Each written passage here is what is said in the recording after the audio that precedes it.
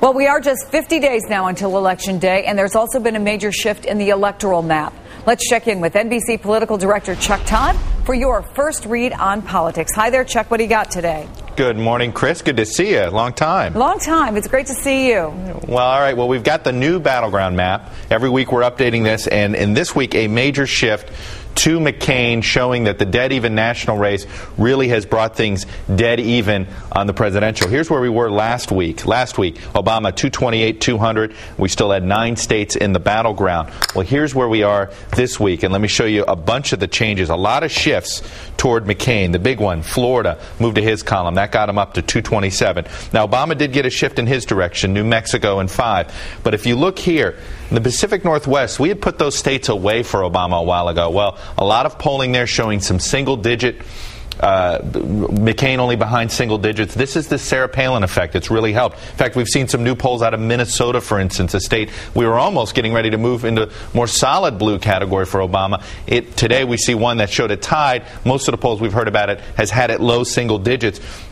But that just shows you that all of the battleground seems to be shifting back to toss-up, and if anything, maybe even a slight advantage to McCain. And if you look around, we only have now 7 states in toss-up. The most prominent ones are where Obama and McCain are going to be this week. Obama is going to be out west, doing Colorado and Nevada. Meanwhile, the McCain-Palin folks are going to be Wisconsin, Michigan, Ohio. And when you think about this financial crisis that's hitting Wall Street, the economy is just grim in these 3 states, more so than really the rest of the country.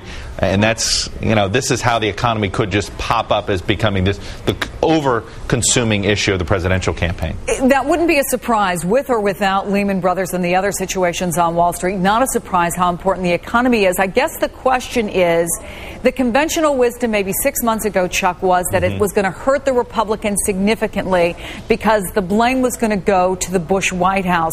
With these shifts, with the Palin effect and whatever else is going on, has that conventional wisdom changed? Well, look, the economy, it's interesting. There was a couple of polls last week that showed Obama and McCain even when it comes to handling the economy, which you wonder, boy, how did that happen? How did Obama lose this advantage in the economy? Democrats in general have had an advantage on the economy in the last 4 presidential elections, going back to the 2 Clinton ones and plus Gore plus Gary. So you would assume that that's probably still going to stay that way. But if McCain can keep that gap close and turn it into a reform message, you saw his statement.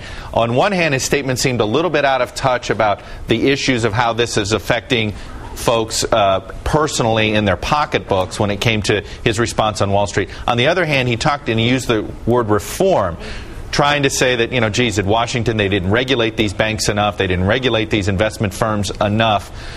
But some of the people advising McCain were ones that were in favor of deregulating this stuff and allowing more investment firms to get involved in credits and more banks to get involved in investment and sort of this mixing and where everybody was giving out loans. So it's going to be, on one hand, I think McCain has an opportunity to do the reform message and be a Teddy Roosevelt about this. On the other hand, the Republican baggage on this issue may be just too heavy for him to carry. Let me ask you real quickly another question about conventional wisdom, which was that Barack Obama was going to have this huge advantage because of finances. And here he comes out. In August, he's raised a record $66 million. Never before that kind of money raised in a presidential campaign in a single month. And yet we look at Florida moving so strongly toward McCain, who barely has had ads on the air, if I'm correct. And Obama has already spent millions there. Well, I tell you, the good news for Democrats is Obama's going to have so much money, he's not going to ever pull out of a state. You're not going to get word like we did 4 years ago when Kerry pulled out of Missouri or when Al Gore in 2000 decided to pull out of Ohio. That you're not going to happen because he's going to have the money to keep a ground game in place, to keep these folks and keep ads on the air. The way to watch to see if he's really going to be pulling in and out of these states is his travel schedule. Right now, Obama's all out west. Will he come back to Florida, or will he have Biden spend more time in Florida?